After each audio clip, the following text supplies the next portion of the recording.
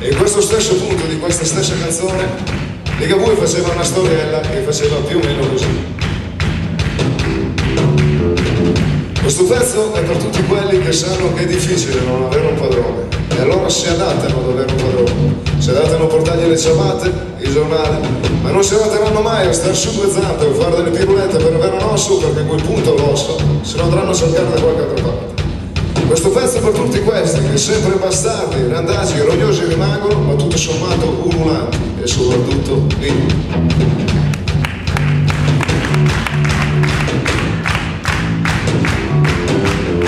Identità figlio d'un cane, identità figlio d'un cane, identità, identità, identità figlio